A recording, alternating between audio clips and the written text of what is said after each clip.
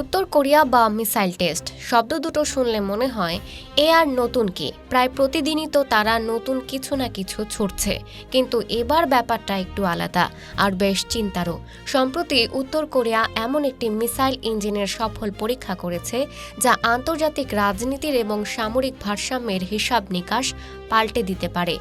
এটি কোনো সাধারণ ইঞ্জিন নয়, এটি একটি high thrust solid fuel missile engine. আজ আমরা এর পেছনের বিজ্ঞান, কৌশল এবং ভূরাজনৈতিক প্রভাব খুব সহজভাবে বোঝার চেষ্টা করব। প্রথমেই আসি থ্রাস্ট বা ধাক্কা দেওয়ার ক্ষমতা। এই নতুন ইঞ্জিনের থ্রাস্ট হল 2500 কিলো নিউটন। থ্রাস্ট ব্যাপারটা কি? বিজ্ঞানের ভাষায় নিউটনের তৃতীয় সূত্র অনুযায়ী ইঞ্জিন পিছনের দিকে যত জোরে ধাক্কা দিবে, মিসাইল তত বেশি গতিতে সামনের দিকে এগোবে।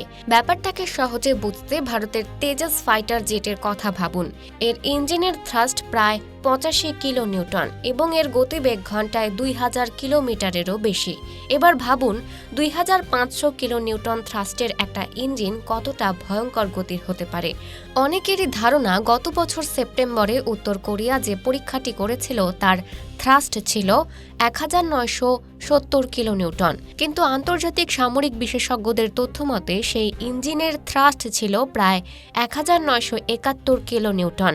অর্থাৎ এবারের এই 2500 কিলো নিউটনের লাফটি সামরিক দিক থেকে এক অভাবনীয় এবং বাস্তবসম্মত অগ্রগতি।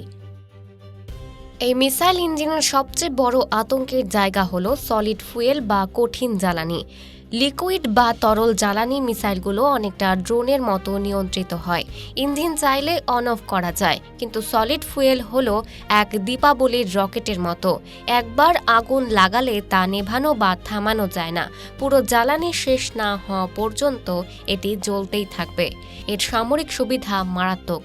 তরল জ্বালানি ভরতে ঘন্টার পর ঘন্টা সময় লাগে, যা স্যাটেলাইটে খুব সহজেই ধরা পড়ে যায় এবং শত্রুপক্ষ প্রি-এম্পটিভ আক্রমণ করার সুযোগ পায়। কিন্তু সলিড ফুয়েল আগে থেকেই ভরা থাকে, যে কোনো জায়গা থেকে ট্রাকে করে এনে মুহূর্তের মধ্যে লঞ্চ করে দেওয়া যায়। এই ইঞ্জিন তৈরিতে কম্পোজিট কার্বন ফাইবার ব্যবহার করা হয়েছে।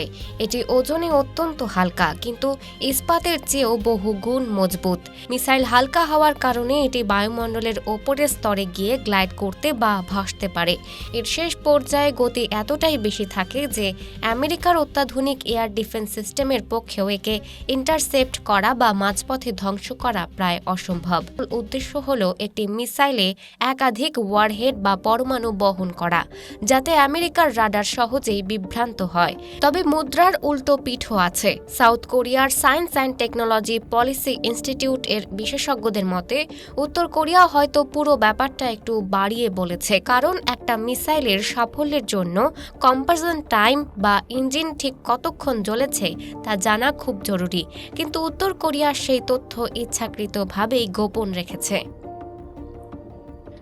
রাষ্ট্রীয় মিডিয়া KCNA জানিয়েছে, সুপ্রিম লিডার কিম জং উন নিজে মাঠে দাঁড়িয়ে এই পরীক্ষা পর্যবেক্ষণ করেছেন।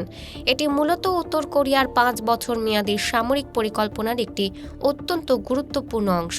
কিছুদিন আগে কিম জং উন তার দেশকে একটি অপরিবর্তনীয় পারমাণবিক শক্তি হিসেবে ঘোষণা করেছেন এবং আমেরিকার বিরুদ্ধে বিশ্বজুড়ে সন্ত্রাস ছড়ানোর অভিযোগ এনেছেন।